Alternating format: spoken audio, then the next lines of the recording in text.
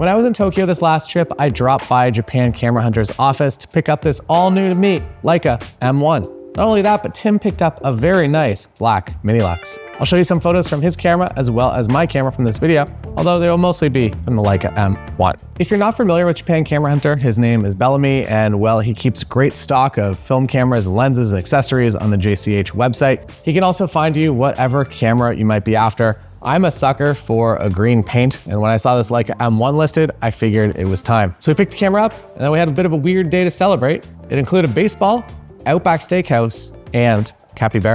I also took one of my favorite images of all time with this Leica M1. It was actually a test shot, which is why it is so underexposed, but I love it. The Leica M1 is an often overlooked member of the M family. This is a screenshot of the Wikipedia page. There's pretty much nothing there.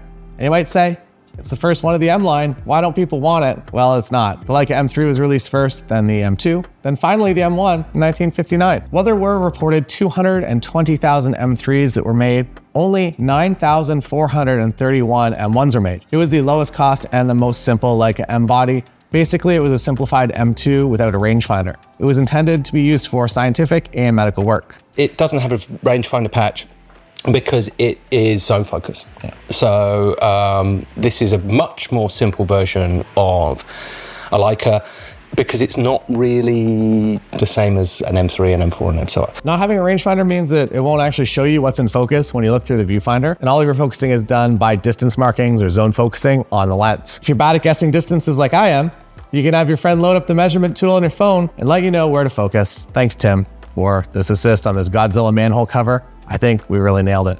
While this camera is not a rangefinder, it does correct for parallax, which is pretty cool. Parallax is how your frame lines change as you go from minimum focus distance out to maximum. The frame lines inside the M1 will actually move to show you your frame as it actually will be on the film. There is no light meter, which also means there's no battery. It's fully mechanical. And I'm getting better at knowing which exposure is correct in what scenes with different ISO film, but I usually still verify the exposure when I'm changing environments. You can either get a proper meter or a new age hot shoe meter like I have here on my M4 II.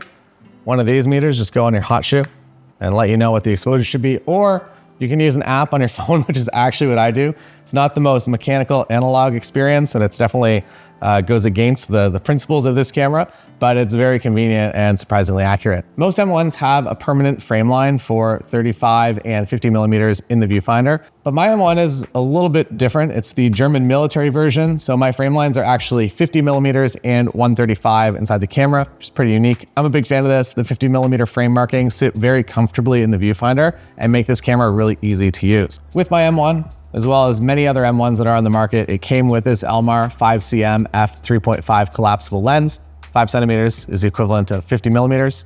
And you pull it out and you twist it to lock it in place. My original thought was that I was going to use this lens for this trip, and then once I got back home, I was going to switch back to my 50 millimeter Summicron. But after seeing the images, I am going to be continuing to shoot this lens a lot because I am very, very impressed. Also, a shout out to our friend Panda Plush in Kitchener, Ontario for the development and scanning of these frames, which came out very nice. I guess I also got some of the hand-rolled film from him as well. Thanks, Panda. And as you'd expect, the M1 fits any M lenses that you might have. You just use the side button here to disconnect the lens.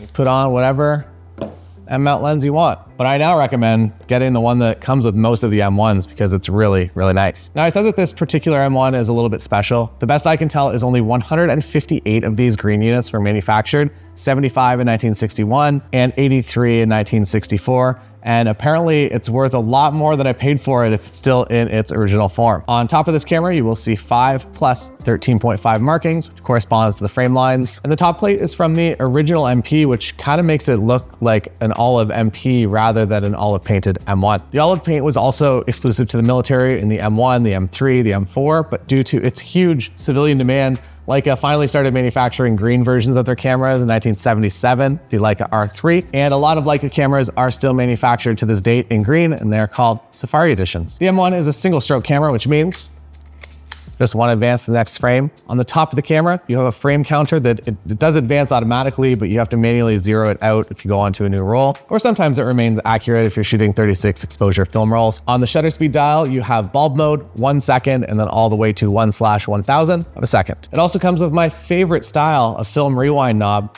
To rewind the film, first you flip the film release lever on the front here, and then you pop this wheel up and you spin it until the film is back in the canister. The shutter also just feels really nice and rewarding.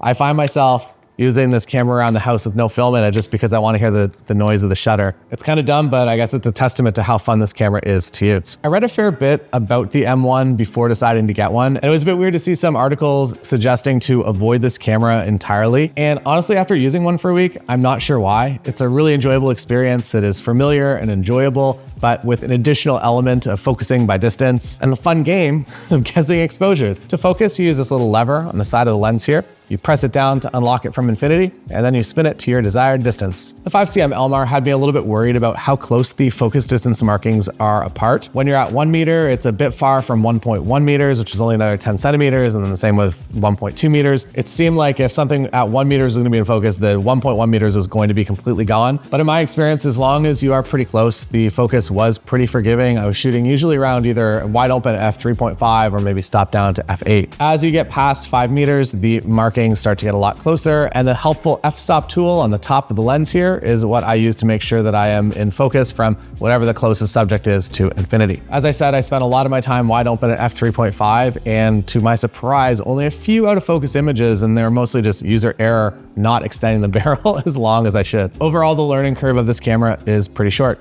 On the back of the camera, you have 2 flash options, old time flash and new time flash. Your flash sync speed is up here on your shutter speed dial, and it is 1/50th of a second. It also has this really nice dial on the back here to remind yourself what film is in the camera, whether it is daylight or tungsten or black and white, and what ISO it is. Loading this camera is a little bit different from the later version Leica film cameras, and you have to push the film into this spool and then load the film in as normal. There's a nice little graphic on the bottom that I think was drawn by Otto Dix, the original emo kid. And yes, I had to look up German painters that were alive during this time period to make that joke. Because it's so basic and it's so simple, it's probably going to last longer than I do.